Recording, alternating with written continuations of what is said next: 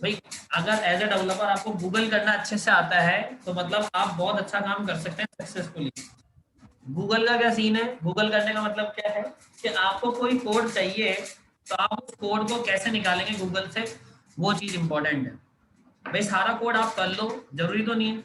Already जब चीजें हुई भी है मार्केट में तो हम क्यों अपना टाइम वेस्ट करें, हम लोग टाइम को समझें। तो ये एक वेबसाइट है जिसका नाम है W3 स्कूल। ये एक वेबसाइट है जिसका नाम है w3school.com। आप सभी बच्चे इस वेबसाइट को नोट कर लीजिए, W3 स्कूल। यहाँ पे आप HTML, CSS, JavaScript, SQL, Python, PHP, bootstrap, इसी तरीके से jQuery और दूसरी लैंग्वेजेस C++, सी जावा, सी है शार्प, इस तरीके से ये XML पढ़ सकते हैं, है ना। मतलब हम चाहते हैं यार हमें कुछ एक्स्ट्रा पढ़ना है तो हम इस वेबसाइट को प्रिफर्ड कर सकते हैं। ये वेबसाइट बहुत अच्छी वेबसाइट है ना।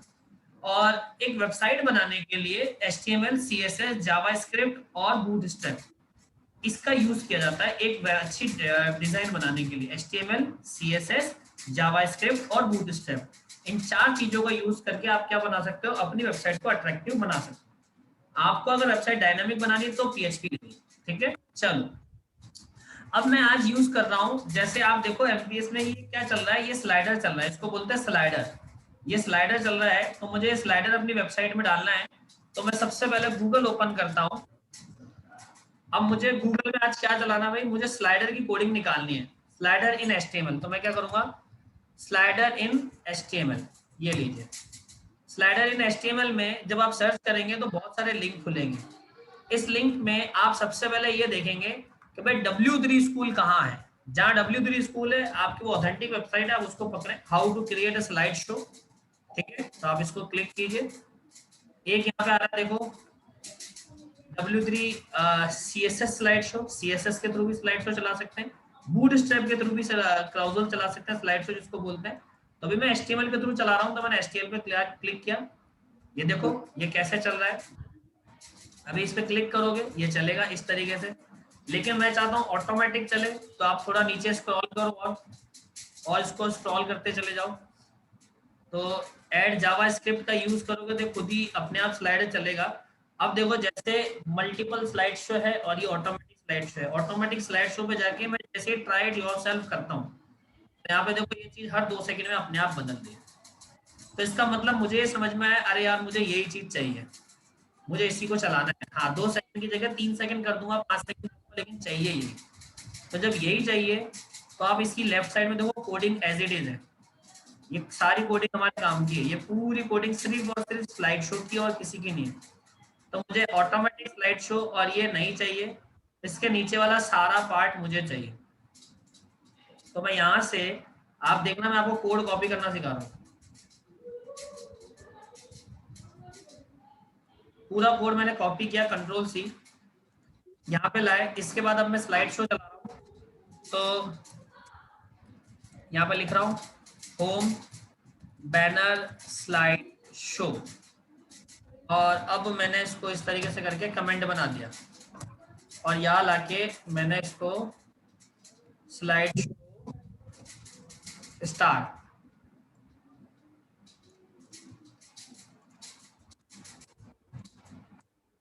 ये एंड। बच्चों ध्यान से समझना, जहाँ नहीं समझ में पूछ लेना। ये मैंने कर दिया पेस्ट, है कोडिंग उठाई, Ctrl+C, इधर लाए Ctrl+V, कोडिंग पेस्ट हो गए। देखो अब आपको ध्यान रखना है यहाँ पे क्या क्या। कोडिंग कॉपी कर ली इसका मतलब ये नहीं सब सही हो गया, नहीं, मैं सिखा रहा हूँ। एक, सबसे पहले तो मेरे कोई इमेज सामने आएगी नहीं। क्यों नहीं आएगी, इस वजह से नहीं आएगी क्योंकि यहाँ पे इमेज का नाम कुछ और है और ये इमेज मेरे पास नहीं पड़ी। तो इमेजेस नाम के फोल्डर में स्लाइडर 1, स्लाइडर 2, स्लाइडर 3 नाम के 3 इमेजेस मेरे पास पड़ी है। तो मैं यहाँ पे एक पाथ दे रहा हूँ, इमेजेस नाम के फोल्डर में स्लाइडर 1 इमेज है .jpg जिसका एक्सटेंशन है,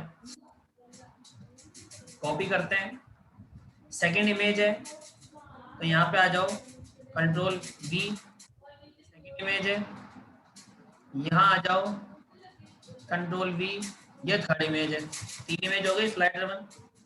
अब मैं अगर इसको सेव करता हूँ बच्चों, मैं इसको सेव करता हूँ और सेव करके मैं मेरा आउटपुट देखता हूँ, जो भी है मेरा आउटपुट। देखो ये मेरी वेबसाइट है, इसको मैंने रिफ्रेश किया, देखना नीचे कैसे स्लाइडर चलेगा, चल रहा है? किसी को दिक्कत है क्या इसमें? ऐसे स्लाइडर चाहिए था ना हमारे को चलाने के लिए, देखो चल रहा है आराम से स्लाइडर। अब किसी को प्रॉब्लम है क्या? आजाद, नितेश, आप दोनों अनम्यूट हो, है किसी को डाउट? No sir. नहीं है।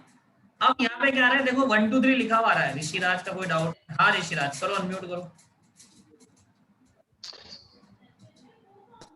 सर ये आपने जो कॉपी किया है इसको HTML फाइल किया कॉपी, और अगर इसको CSS वाले में करें तो उसमें कैसे होगा फिर? बिल्कुल वो देखो, अरे आप इसमें जाओ,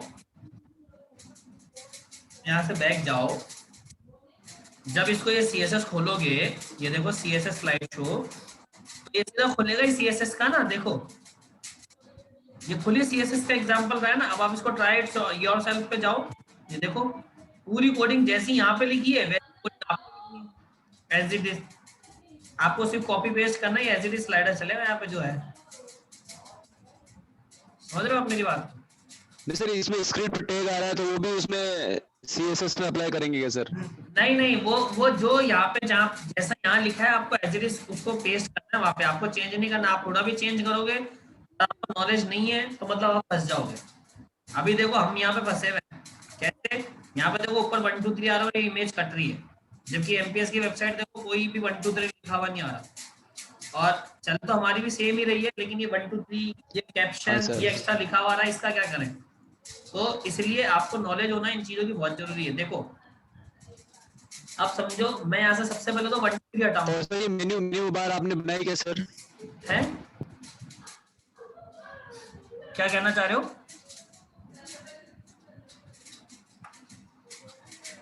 ये देखो, ये मैं हटा दिया 1 2 3 वाला पार्ट हटा दिया, कि मैं इसको कमेंट बना रहा हूँ ताकि आपको दिखे। ये देखो इसको कमेंट बना दिया, मतलब कोडिंग कॉपी करी मैंने, लेकिन कॉपी करने के बाद भी मेरे में दिमाग होना चाहिए कि भाई मुझे क्या चीज चाहिए और क्या चीज नहीं चाहिए, कैसे चाहिए कैसे नहीं चाहिए। हम जो कहते हैं ना वेबसाइट, जैसे मैं देता हूँ वेबसाइट बहुत बार कि 2 दिन में वेबसाइट दे दूंगा, 1 दिन में दे दूंगा, 3 दिन में दे दूंगा, 4 दिन में दे दूंगा, 5 दिन में डिलीवरी। 5 दिन में कोई वेबसाइट बनती है कि डिजाइन ही नहीं बनती है, लेकिन हम दे देते हैं। तो हम ऐसे ही करते हैं, अच्छी सी डिजाइन उठाते हैं, या कोई डिजाइन मार्केट में इतनी डिजाइन मिलती है खरीदने को, वो खरीद लेते हैं। डिजाइन खरीदने के बाद उसमें फिर इसी तरीके से हम चेंजेस करते हैं। मैं आपको दिखाता हूँ, रुको अभी लाइव दिखाऊंगा, टेंशन मत लो, सब चीज चला के बताऊंगा एक एक। देखो जैसे आपने रिफ्रेश किया, देखो वो हट गया 1 2 3, लेकिन आप क्या देख रहे हो, इमेज देखो कहाँ जा रही है, ऊपर अंदर डिव के अंदर। हाइट कम कर दो ना सर। अब आपको ये डिव सेट करना आना चाहिए कि इस डिव को किस तरीके से सेट करेंगे। ये होम बैनर जो यहाँ पे स्लाइड शो कंटेनर स्टार्ट हुआ है, ये जो क्लास होती है slide show container, my slide, paid, ये डिफॉल्ट क्लासेस होती है जो ऑलरेडी इसमें बनी हुई होती है, हमें बनानी नहीं पड़ती है। Slide show container class, paid class, ये ऑलरेडी बनी हुई क्लासेस हैं, हम लोगों को ये बनाने की जरूरत नहीं है। आप मेरी बात को समझें कि ये चीज आपको बनाने की जरूरत नहीं है, ये ऑटोमेटिक आपके उसमें बना हुआ होता है। इतनी बात समझ में आ रही है? अब आते हैं और चीज। हाँ बनी हुई है इसका मतलब? ये ऑलरेडी प्री डिफाइंड क्लासेस हैं, जैसे प्री डिफाइंड टैग्स होते हैं उसी तरीके से ये जो स्लाइड शो कंटेनर है, माय स्लाइड है, पेड है, ये क्लासेस ऑलरेडी बनी हुई है प्री डिफाइंड आपके HTML में। आप इनको डायरेक्ट यूज कर सकते हो। इन जैसे H1 टैग है, तो H1 टैग प्री डिफाइंड होता है, उसकी फॉर्मेटिंग प्री डिफाइंड है। इसी तरीके से ये क्लासेस भी प्री डिफाइंड है। समझ रहे हो बात को? हाँ सर, वो तो समझ गए। अब एक चीज नहीं समझना, MPS की वेबसाइट पे आओ, तो MPS की वेबसाइट पे आने पे मुझे मेन्यू बार चाहिए। क्या चाहिए? Menu bar. अब मैं मेन्यू बार कहाँ से बनाऊं? मैं मेन्यू बार कहाँ से बनाऊं? मेन्यू बार एक इतना इंपॉर्टेंट पार्ट है ना, आपको क्या बताऊं मैं, रिस्पॉन्सिव मेन्यू बार होना बहुत दिक्कत देती है। तो यहाँ पे लिख रहा हूँ हॉरिजॉन्टल मेन्यू बार को नैव बार भी बोलते हैं ना, याद रखना, नैव बार भी बोलते हैं, और मेन्यू बार भी बोल दो। मेन्यू बार इन HTML। अभी अपने को HTML से सीखना है, बूटस्ट्रैप और उस पर नहीं जा रहा है। टॉप नेविगेशन बार में मैं जा रहा हूँ, ये देखो ये आ गई, इसने बना रखा है, ये देखो पूरी कोडिंग कर रखी है, कह रखा है ट्राई योरसेल्फ। तो योरसेल्फ पे जाएं, आपको ये देखो मेन्यू बार मिल रही है ऊपर, देखो कैसे मिल रही है, आराम से आ रही बात समझ में। आप चाहते हो नहीं सर ये नहीं चाहिए, अभी ये चीज रिस्पॉन्सिव नहीं है, तो आप यहाँ देखो लेफ्ट पैनल पे रिस्पॉन्सिव टॉप नेव बार, ये देखो अब ये HTML, ये CSS और ये पूरा एग्जाम्पल। अब आप जाओ तो इधर जाके आपको ये पूरी रिस्पॉन्सिव नेव बार मिली है, ये पूरी रिस्पॉन्सिव है। अब आपका जो डाउट है, जो अभी ऋषिराज ने भी पूछा था कि हम लोग को CSS में लिखना है या कहाँ लिखना है, तो देखो भाई अब आ जाओ यहाँ पे समझने वाली बात। ये कोड आपको एज इट इज HTML में कॉपी करना है, जहां से भी हो रही है ना। ये एक इसने लाइब्रेरी ली है आइकन के लिए, ठीक है, लाइब्रेरी ऑटोमेटिकली है, ये इस जगह सेव है क्लाउड पे ऑलरेडी, हमने वहां से एक लिंक उठा रखा है, इसने वो लाइब्रेरी आएगी जिसमें आपके आइकन्स आ जाएंगे। तो मैंने इस कोड को एज इट इज उठाया है कॉपी, और मेरी नेव बार कहाँ है भाई? नेव बार मुझे पता है हेडर पार्ट में या खत्म होने के बाद नेव बार आनी चाहिए। तो इस डिव के नीचे लिखा मेन्यू बार स्टार्ट, और इसके बाद हमने लिखा मेन्यू बार एंड। अब हमने ये देखो यहाँ पे लाके उस कोडिंग को पेस्ट कर दिया HTML में। अब मेरे को जो, अब इसको मैं कंट्रोल S करता हूँ, अभी देखो कंट्रोल S करता हूँ और यहाँ पे आते हैं और अपन देखते हैं ये MPS की जो वेबसाइट है अपनी वाली, इसको रिफ्रेश मारते हैं। देखो आ गई होम, न्यूज, कॉन्टैक्ट, अबाउट। अभी कितनी छोटी आ रही है, अभी कितनी छोटी आ रही है, बहुत अजीब से आ रही है। तो अभी इसमें CSS अप्लाई नहीं करी इसलिए ऐसी आ रही है। तो आप देखो इसने हमारे को बोला है इसके बाद the link use to small, उसके बाद ऐड CSS, ये CSS में ऐड करना है। अब आपकी CSS की अगर कोई फाइल है, CSS की फाइल में ये एज इट इज कॉपी कर दो, और अगर आपकी कोई CSS की फाइल नहीं है, जैसे मेरी तो भाई CSS अपन ने ऐड कर रखी है इसमें, देखो ये रही डेमो CSS, तो हम ये डेमो डाल देंगे यहाँ पे फाइल लाके, और यहाँ पे लिखो नेव बार CSS स्टार्ट और नेव बार CSS एंड। तो पहले मैं इसको भी कमेंट बनाता हूँ, मैं इसको भी कमेंट बनाता हूँ, और इन दोनों के बीच में कोडिंग पेस्ट कर देता हूँ, कंट्रोल S कर दो। अब आपके HTML पे आ जाओ, HTML में तो कोई चेंज किया ही नहीं है, उसने बोला CSS पेस्ट करना, CSS में कर दी। इधर लाके रिफ्रेश करो, ये देखो आ गई, 1 सेकंड में सेट हो गई। किसी को दिक्कत है तो पूछो। अब इसको किस तरीके से सेट करना है, आगे करना है, पीछे करना है, मेन्यूज को सेंटर में ले जाना है, तो वो सारे काम CSS से हुए हैं। आप CSS से आओ, बैकग्राउंड कलर है, आप इस बैकग्राउंड कलर को हटा दो, आप बैकग्राउंड कलर को हटा दो, तो बैकग्राउंड कलर जो आपके ये आ रहा है यहाँ पीछे वाला, ये हट जाएगा। आप आ जाओ होवर पे। अब ये देखो होवर पे जाने पे जो बता रहा है ना कि कलर ब्लैक हो रहा है, व्हाइट हो रहा है, वो जो भी कहानी है, ये देखो सर मतलब आधे से ज्यादा कोड कट पेस्ट मार। कलर देखो, होवर का मतलब होता है माउस का पॉइंटर उस पर ले जाओगे तो इस तरीके से चेंजेस हो जाएंगे। माउस का पॉइंटर ले जाने पे चेंज होता है, उसको बोलते हैं होवर। होवर इफेक्ट होता है माउस का पॉइंटर ले जाने पे। अभी मैं करके बताऊंगा और चीजें। ये देखो ये ले जा रहे हो तो बैकग्राउंड ये हो रहा है और कलर इसका हो रहा है ब्लैक। अब होता है एक्टिव, तो ये रह गया आइकन, ये रह गया। और आते हैं चिराग का कोई डाउट है? यस चिराग अनम्यूट करो अपने आप को। सर तो मतलब सर है ना, जैसे अपन ने पहले सारे टैग वगैरह याद करे थे, तो मतलब सर ये नेविगेशन बार के और स्लाइडर वगैरह के टैग याद नहीं करने? नहीं देखो आप याद कर सकते हो, लेकिन चिराग और बाकी बच्चों सुनो, जो चीज बच्चों ऑलरेडी रेडीमेड मार्केट में पड़ी है उसमें एक्स्ट्रा दिमाग क्यों लगाना है, मेरा सवाल ये है। सर तो मतलब ये थ्योरी वगैरह में कुछ भी नहीं आएगा मतलब? थ्योरी वगैरह में एग्जाम की बात कर रहे हो क्या? हाँ सर। अरे ये चीज एग्जाम के पॉइंट ऑफ व्यू से नहीं है, ठीक है सर, फिर तो कोई दिक्कत नहीं है सर, फिर तो ले लेंगे डायरेक्ट ही। हाँ अब देखो अब ये बैकग्राउंड कलर है ना, तो देखो आपका जी सर। बैकग्राउंड कलर क्या आ रहा है, ब्लैक आ रहा है। अभी यहाँ पे देखो टॉप नेव का बैकग्राउंड कलर, इसको मैं देखो कमेंट बना रहा हूँ और सेव कर रहा हूँ। अब यहाँ लाके रिफ्रेश करो, देखो हट गया बैकग्राउंड कलर ऑटोमेटिकली, देखो गया ना, अबाउट कंटेंट दिख रहा है।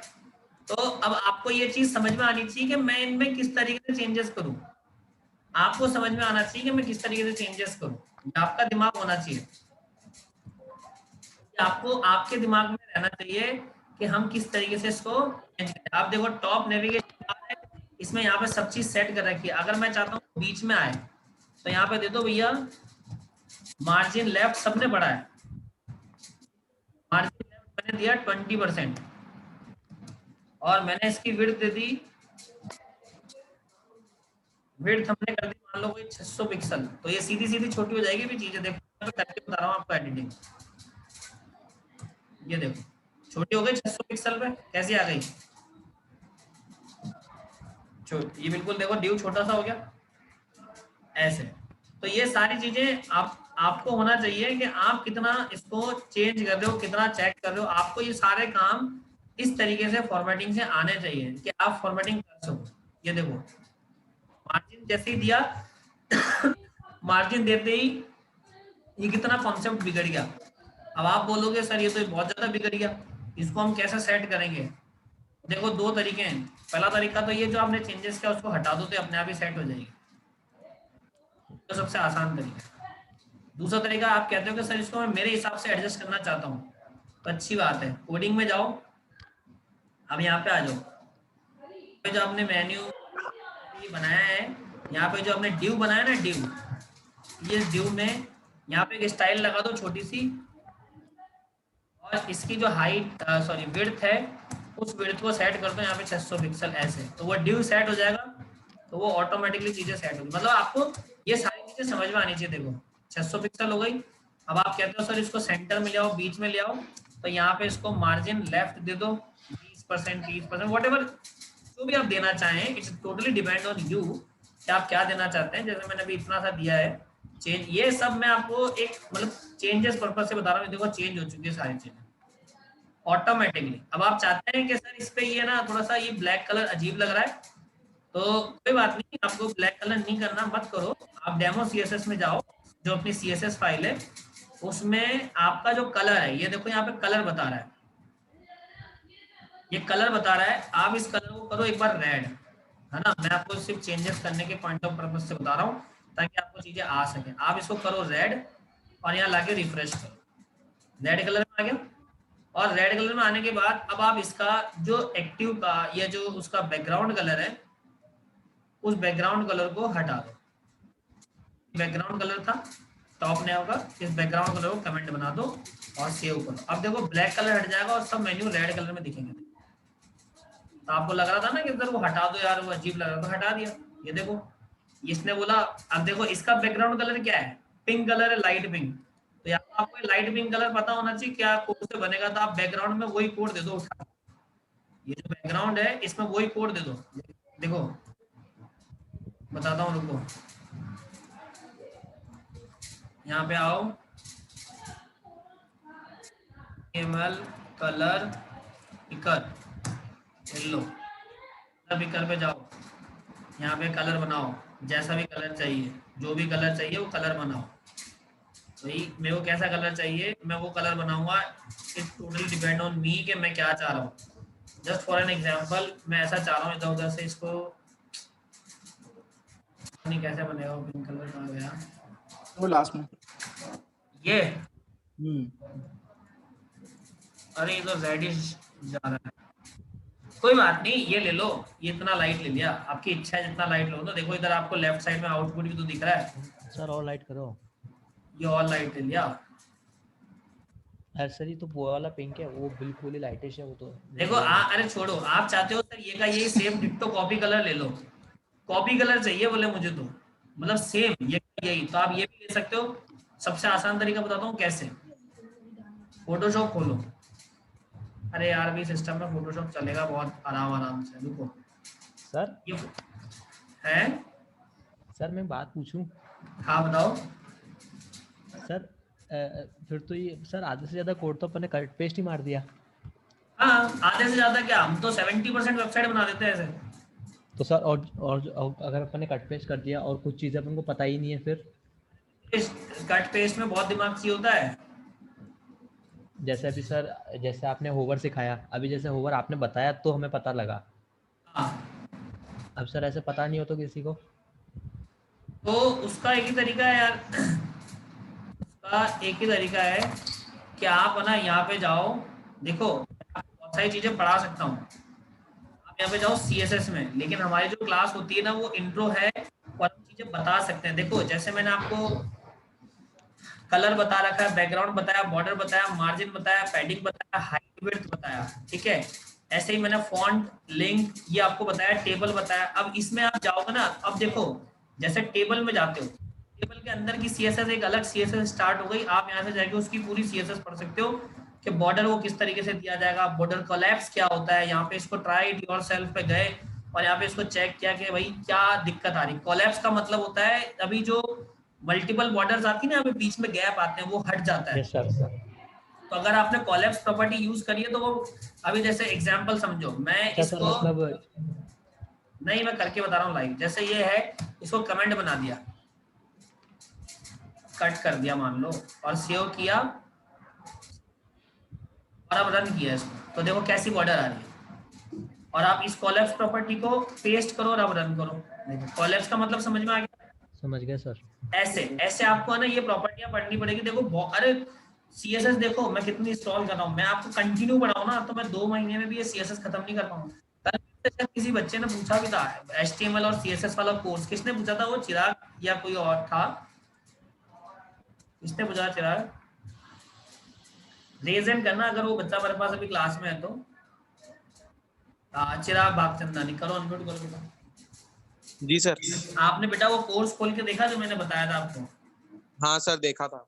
हाँ तो देखो बच्चों, आप ये जो अपन जो पढ़ रहे हैं बेटा, ये 1 महीने 1.5 महीने की क्लास है। मैं आपको यहाँ पे हर चीज का इंट्रो बता सकता हूँ, चीज कैसे होगी मैं वो करके बता सकता हूँ, मैं वो चीज सिखा सकता हूँ, लेकिन उस चीज को बहुत डीप, और ये मेरे साथ नहीं, ये सबके साथ यही होने वाला है कि जब चीज को बहुत डीप में जाके पढ़ना हो, बियॉन्ड द सिलेबस पढ़ना हो और हर चीज का कॉन्सेप्ट जानना हो, तो आपको एक पाथ बताया जाएगा बेटा यहाँ जाके ना देख चीज को सारी। अब जैसे मैंने आपको फॉन्ट बताया, फॉन्ट कैसे होता है, अभी जब मैं पढ़ा रहा था तब मैंने ना ये सेरिफ है ना और ये जॉर्जिया फॉन्ट ये नहीं बताए, लेकिन जब वेबसाइट बनाने पे आया ना तो मैंने सबसे पहले कोड कॉपी वहां पेस्ट किया कि आपके ना वेबसाइट में ये कोड अच्छा लगेगा। आप समझ रहे हो? सेरिफ, फोरियल, मोनोस्पेस, लुकिडा कंसोल है ना, हेल्वेटिका, एरियल, ये जो फॉन्ट होते हैं हमारी वेबसाइट के बहुत अच्छे फॉन्ट होते हैं, इससे हमारी वेबसाइट बहुत अच्छी लगती है।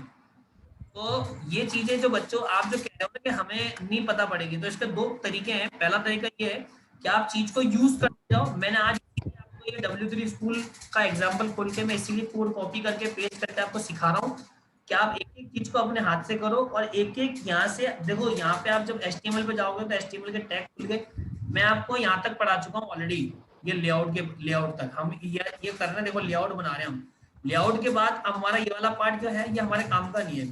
अब हम लोगों को पढ़ना लास्ट में फॉर्म्स, फॉर्म में इनपुट कैसे लेते हैं, आउटपुट कैसे आएगा, कॉन्टैक्ट कैसे बनेगा, ये काम होते हैं हमारा ओवर। तो इसी के साथ अब ये जब CSS आप मर्ज करोगे तो मैं पैडिंग वेडिंग तो ऑलरेडी बता चुका हूँ। अब आप table, display, width, position, overflow, float, ये क्या होता है, पिसूडो क्लास बहुत इंपॉर्टेंट होती है ना। खैर ये जो पिसूडो क्लास है, पिसूडो एलिमेंट है, ये जो आती है हायर CSS में काउंट होता है, एडवांस CSS जिसको बोलते हैं। ये देखो नीचे आ गए। और तो इसमें से आप काम की चीज पढ़ लो, आप चाहो तो नोट कर लो अपनी कॉपी में, मैं आपको लिख देता हूँ कि आपको क्या क्या पढ़ना है, आप चाहो तो नोट कर लो कहीं पे भी। देखो आपको अगर इससे पढ़ोगे तो आपको पढ़ना है colour, background, border, padding, height, width, और उसके बाद आ जाओ icons, table, list, display, maximum width, position, overflow, float और ओपेसिटी, इमेज गैलरी, फॉर्म, फिर आ जाओ border image, round corner, shadow, फिर उसके बाद आ जाओ आप एनिमेशन, एनिमेशन की जगह ट्रांजिशन भी पढ़ सकते हो, बस इतना भी आपको पढ़ना है, ये आपके काम का है। वरना देखा जाए तो ये बहुत एडवांस लेवल पे जाके, ये तो इन्होंने बहुत एडवांस चीज समझाई भी है, बाकी हमको इतना ही पढ़ना है, ठीक है। तो अभी देखो मैंने जैसे अब इसमें नैवबार पूरी है, अभी मैंने आपको नैवबार इस तरीके से देखो सेट करना बता दिया। आप चाहो तो अच्छा अभी ये लेफ्ट में भी जा सकती है, राइट में, इतने सारे मेन्यूज है, आप ये मेन्यूज भी ऐड कर सकते हो। मेन्यूज तो ऑलरेडी देखो इसमें सेट है। आप इसमें क्या है, होम है, आर टीटीओएस है, अबाउट एस है। अब देखो मेन्यू बार के अंदर भी मेन्यू बार है। हाँ ऋषिराज बताओ। सर ये इसमें मेरे बार में एक साइन आ रहा है ब्लैक कलर का छोटा, वो कैसे आएगा सर? एरो का ना, हाँ अब सर। देखो हम क्या करते हैं, nesting of menu bar in HTML, ये देखो लिखा। तो आप इसको स्क्रॉल करते जाओ, ये देखो आ गए, W3 पे गए, ये इसने सब मेन्यू बार क्रिएट कर रखी है। यहाँ पे ट्राई और पे जाओ, ट्राई इट योरसेल्फ, और जाके देखो इधर देखो राइट साइड में ये दिख रहा है आपको, ये देखो Rishiraj. Yes sir. Doubt solve हो गया आप जो पूछना चाह रहे थे? Yes sir sure. अब मेरे को ऐसा मेन्यू बार चाहिए, तो मैंने देखो उसकी कोडिंग कॉपी करी है, उसकी जगह आप ये वाली कोडिंग कॉपी पेस्ट कर दो और उसमें चेंज कर दो, तो आपकी ये नैव बार वैसी बन जाएगी। देखो ऊपर हेडर बनाना सिखा दिया, नैव बार हो गई, इमेज लगाना सिखा दिया। अब ये देखो नैव बार, बच्चों सुनना, कॉपी और पेस्ट मैंने क्यों किया है उसका बहुत बड़ा रीजन समझो। राइट क्लिक करके करो इंस्पेक्ट, आप राइट क्लिक करके करो इंस्पेक्ट। आप देखो ऊपर आपने जो नाम लिखा है ना, जो नाम आपने खुद ने बनाया था, समझ रहे हो, वो नाम रिस्पॉन्सिव नहीं है, लेकिन जो जो कोडिंग आपने कॉपी पेस्ट करी देखो वो सारी रिस्पॉन्सिव है। देखो ऑटोमेटिकली जो आपका है वो रिस्पॉन्सिव है, आपकी नेवबार है वो रिस्पॉन्सिव है, आपका जो बैकग्राउंड इमेज है वो रिस्पॉन्सिव है, आपका जो लोगो है वो रिस्पॉन्सिव नहीं है। मतलब जो जो टेक्स्ट आपने अपनी मर्जी से लिखा है बिना रिस्पॉन्सिव चीजों को सीखे, वो कोई भी चीज रिस्पॉन्सिव नहीं है। लेकिन जो चीज आपने देखो कॉपी पेस्ट करी है वो सब ऑलरेडी रिस्पॉन्सिवनेस के साथ आती है। ये एक बहुत बड़ा रीजन होता है कॉपी और पेस्ट करने का, ये बहुत बड़ा रीजन है कॉपी पेस्ट करने का, बहुत बड़ा रीजन है। कि जैसा आपका सवाल है ना क्यों करूं कॉपी पेस्ट सर, खुद ही सीख लो, कौन मना कर रहा है, हमने तो मना नहीं किया। लेकिन आपके सीखने और नहीं सीखने का क्या कारण है कि आपको रिस्पॉन्सिवनेस नहीं आएगी। आप अभी कॉपी पेस्ट करोगे, चीज रिस्पॉन्सिवनेस बनेगी, आपको समझ में आएगी, ठीक है। आप कोई भी फोन उठाओ यहाँ से देखो, हर चीज ऑटोमेटिक सेट हो रही है। आपके नाम को जो आपने कस्टम लिखा है उसको छोड़ दो, तो बाकी सब चीज जो आपने कॉपी पेस्ट करी वो कितना अच्छे से सेट हो रही है, ऑटोमेटिकली रिस्पॉन्सिव है। एक एक चीज देखो रिस्पॉन्सिव है, बस आपने जो बनाया वही रिस्पॉन्सिव नहीं हो रहा। तो उसके लिए ये एक रीजन भी आप समझ सकते हो कि इसलिए मैं आपको ऐसा सिखा रहा हूँ। हाँ प्रथम। तो ये अपन इमेज मार्क्यू से नहीं डाल सकते क्या?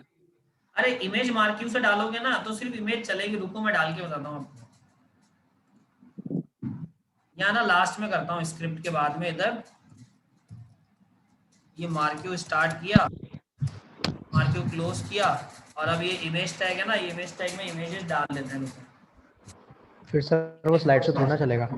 नहीं वो अरे चलेगी, रुको मैं बता रहा हूँ ना क्या होगा, चलेगी। यहाँ पे डाल रहा हूँ ना, ये देखो इमेज टैग डाल दिया, पहला दूसरा तीसरा, 3 इमेज वहां चल रही है, 3 इमेज यहाँ चलेगी, दोनों में डिफरेंस अभी आप खुद ही देख लेना। कंट्रोल एस, मैंने कुछ भी चेंज नहीं किया, देखो ना ऊपर था जैसे एज इट इज मैंने यहाँ पेस्ट कर दिया, लेकिन मार्क्यू में और स्लाइडर में क्या डिफरेंस है अब आपकी आंखों के सामने है। ये देख लो, उसमें देख लो, उसको देख लो और इसको देख लो, डिफरेंस देख लो आपके सामने। मार्क्यू में डाल दो क्या फर्क पड़ रहा है, लेकिन एक तो वो ऊपर वाला देख रहे हो और एक ये देख रहे हो, देखो आप खुद ही मार्क्यू को और उसको क्या डिफरेंस आ रहा है। सर मार्क्यू की प्रॉपर्टीज नहीं है क्या? मार्क्यू की, अरे मार्क्यू यूज ही नहीं होता ना आजकल, बंद हो गया ना मार्क्यू, मतलब तभी तो आप देखो ना सबलाइन में मार्क्यू कहाँ आता है। धीरे धीरे ये टैग जो अपडेटेबल टेक्स्ट है, आप वो टेक्स्ट यूज हो रहे हैं, तो ये चीज का आप देखो मार्क्यू और उसमें डिफरेंस देखो। अभी एक बहुत बड़ा डिफरेंस और आएगा, चल रहा है देखो, चलने दो। ये 3 इमेजेस खत्म हो गई, ऊपर देखो 3 इमेज खत्म होने के बाद कुछ भी आपको ज्यादा दिमाग लगाने की जरूरत नहीं, चीजें नहीं पता पड़ रही है। यहाँ पे भी देख लेना 3 इमेज ओवर होने दो, ये 3rd इमेज आ गई, ये 3rd इमेज ओवर हो गई। तब तक चिराग आप अनम्यूट करो। हाँ सर, तो जैसे ये मार्क्यू है, इसकी स्पीड नहीं बढ़ा सकते क्या अपन? स्पीड बढ़ा सकते हो लेकिन सेंस नहीं है। ये देखो अब मार्क्यू खत्म हो गया ना, अब मार्क्यू खत्म होने के बाद देखो बिल्कुल ब्लैंक स्पेस आएगी एक, उसके बाद वापस मार्क्यू चलता रहेगा चलता रहेगा चलता रहेगा, लेकिन वो पहले देखो पूरी ब्लैंक स्पेस आएगी, उसके बाद वापस स्टार्ट होगा, पूरा एंड होगा इधर से, अब इधर से नया आएगा। अभी देखो कितना कितना अजीब लग रहा है, अब वापस इमेज आ जाएगी, चलता रहेगा ये भी इनफाइनाइट तक, मना नहीं है इसको चलने में कि ये कुछ रुक जाएगा कट जाएगा, नहीं ऐसा नहीं होगा। तो टेक्स्ट पे ही अच्छा है ये। हाँ ये इसीलिए तो मैंने आपको समझाया था, इसलिए तो मार्क्यू नहीं पढ़ाने का सबसे मेन रीजन है। अब आते हैं एमपीएस की वेबसाइट पे वापस। अब क्या बोला है क्या ना, स्लाइडर आ गया, स्लाइडर के बाद ऐसा ब्लॉक बनाओ, ब्लॉक। अब देखो ब्लॉक बनाना है ना, तो यहाँ पे यहाँ गूगल पे सर्च करो टेक्स्ट इन ब्लॉग। अच्छा तो ब्लॉग पोस्ट पे मत जाना ना, टेक्स्ट इन HTML, ये ऐसे लिखो text and image in HTML या जो भी। तो अब आप देखो, या सबसे अच्छा बताऊं, HTML में जाओ, लेआउट पे जाओ, नीचे आओ, ये देखो कुछ ऐसा लेआउट आपको चाहिए, देखो 2 सेक्शन और ये साइड का चाहिए, तो एक सेक्शन एक आर्टिकल असाइड। क्या मतलब होता है आर्टिकल का, जहाँ पे टेक्स्ट लिखना होता है, डॉक्यूमेंट लिखना होता है। सेक्शन असाइड का मतलब होता है जहाँ पे आपके स्लाइडर लगता है, जहाँ पे स्लाइड होती रहती चीजें। तो ये देखो इन्होंने ऐसा सेक्शन आपको चाहिए, आप ट्राई इट योरसेल्फ पे जाएं, लंदन पेरिस बिल्कुल, और ये आप यहाँ से कर सकते हैं कॉपी। और आप चाहते हैं नहीं सर ऐसा तो नहीं चाहिए, जो एमपीएस वालों ने दिमाग लगा रखा है ना, अपन भी एक काम करते हैं, जैसे मेरे पास बहुत सारे आते हैं कि सर इसका क्लोन बना दो, क्लोन समझते हो ना, उसी की फोटोकॉपी सर। हाँ बोलो फोटोकॉपी कर दो एज इट इज। तो एज इट इज कॉपी करने में बहुत दिमाग लगता है, वो बहुत गंदा काम है कॉपी करना। तो फिर हम यहाँ बैठ के पूछते हैं कि कहाँ पे चीजें उसने डाल रखी है, कैसे डाल रखी है। तो एमपीएस की वेबसाइट पे जाओ, वेबसाइट में जाके कोई भी एक कीवर्ड पकड़ लो, ये देखो इतना बड़ा टेक्स्ट लिखा है, तो अब टेक्स्ट देख लो, बहुत सारा टेक्स्ट कहाँ लिखा होगा, बस ये आ गया टेक्स्ट, इतना सारा टेक्स्ट है यहाँ पे। तो बस ये मेरे काम की चीज है, इसको कॉपी करो, ऐसा ऐसा कॉपी किया पूरा, दिस इंस्टीट्यूट एंड फलाना एंड इनका। देखो इसने क्या कमेंट बना रखे, देख रहे हो आप कमेंट कितने बन रखे हैं। ये बात ध्यान रखो, अरे बहुत गेम है कमेंट का, बहुत गेम। इधर आके पेस्ट किया, Ctrl+S किया, और इधर आके आपकी वेबसाइट में गए, यहाँ की वेबसाइट है ना, अरे हटाने क्या, देखो इसको रिफ्रेश कर लेते हैं। अब देखो आ गया text as it is, text आ गया ना। सर ये शो मोर का ऑप्शन क्यों आ रहा है फिर? शो मोर तो इसमें भी तो है, शो मोर देखो ना,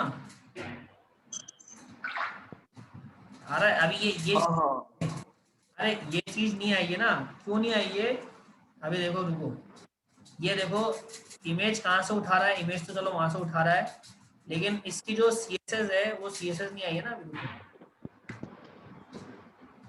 12th बोर्ड रिजल्ट, ये रिजल्ट वो रिजल्ट, ये इसने क्या कर रखा है, कमेंट बना रखे हैं?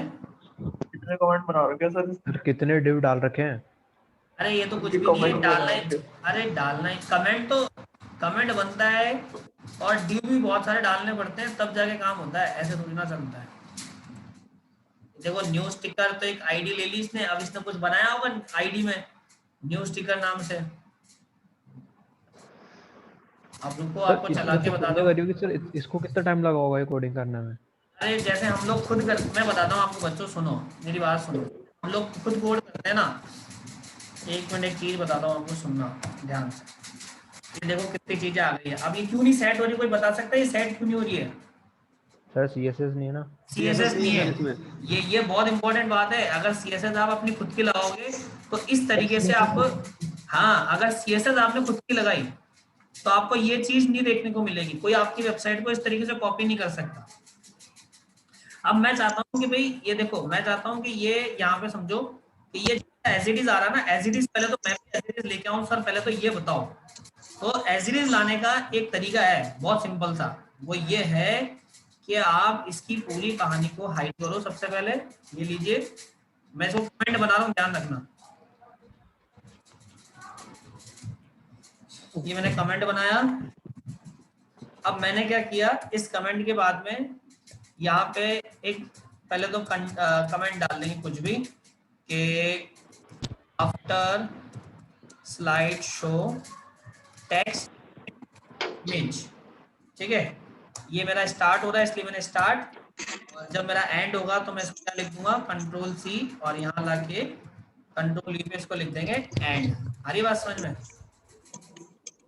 अब हमने इसको क्या, कमेंट। देखो कमेंट बनाना उतना ही जरूरी है जितना कि आपको कोडिंग सीखना है, इस बात को ध्यान रखना। कमेंट बहुत इंपॉर्टेंट होता है, बहुत ज्यादा इंपॉर्टेंट होता है। कमेंट नहीं डालोगे ना, थोड़े दिनों बाद बिल्कुल भूल जाओगे, सर से निकल जाएगी चीजें कहाँ गई है, समझ रहे हो? देखो अब आपने क्या करना है, कुछ भी नहीं करना भाई, एक ड्यू बनाना है। सबसे पहले इस ड्यू में एक स्टाइल लगानी है, उसमें दे देनी है बॉर्डर 1 पिक्सल, बस बॉर्डर 1 पिक्सल दे देनी है, और इसमें दे दो विड्थ 100%, कि भैया विड्थ तो उतनी होनी चाहिए जितनी मेरी स्क्रीन है। तो मेरी स्क्रीन 100% है तो मेरी विड्थ भी 100% आ जाएगी, ठीक है, पहली चीज। उसके बाद हाइट, हाइट आप दे दो इसकी 600 पिक्सल, कि भाई मेरी 600 पिक्सल की हाइट होनी चाहिए। अब इधर लाओ, अब इसको चलाओ तो कमेंट में कुछ दिक्कत आई है तानिया गाइस।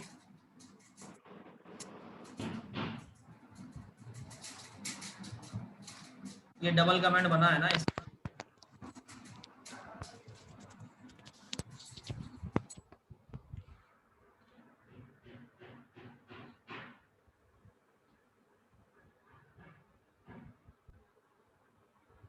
ये देखिए अब प्रॉब्लम नहीं करेगा। अब ये आ गया मेरे पास।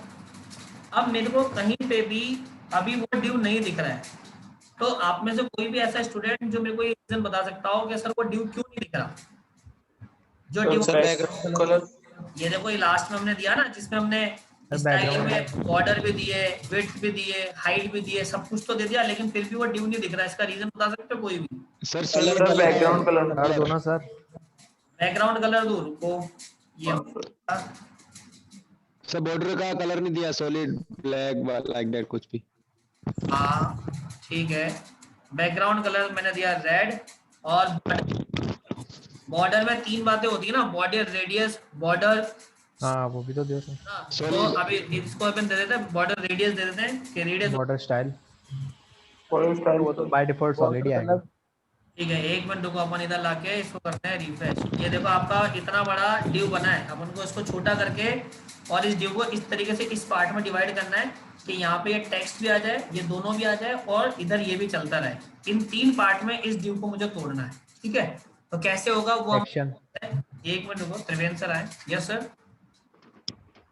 मैं तो बोल रहा था इनके सारे बहुत सारे स्टूडेंट जो है ना अनम्यूट हो रखे हैं, तो उस वजह से भी प्रॉब्लम हो सकती है वॉइस की, बीच बीच में आपकी जो वॉइस कट रही है ना, वो ये रीजन भी हो सकता है कि बहुत सारे 4-5 स्टूडेंट अनम्यूट हो रखे हैं। क्योंकि ये एक्चुअल में क्या सर, ये बता देते हैं कि भाई कहाँ पे प्रॉब्लम आ रही है, वरना फिर वो बाद में ये क्वेश्चन भी पूछते रहते हैं ना कंटिन्यू, इसलिए। हाँ नहीं, वो ये रीजन भी हो सकता है, क्योंकि अगर ज्यादा स्टूडेंट्स अनम्यूट रहते हैं ना, तो उस केस में डिस्टर्बेंस 4-5 जगह से थोड़ी थोड़ी होगी, तो फिर आपकी वॉइस क्लियर नहीं आएगी। जैसे भी बीच में 1-2 बार कटी थी आपकी वॉइस। अच्छा ऐसा है क्या? हाँ, तो एक स्टूडेंट को एक बार में एक को ही अनम्यूट करोगे तो सही रहेगा। ठीक है, तो हाँ ठीक है, आज तो वैसे भी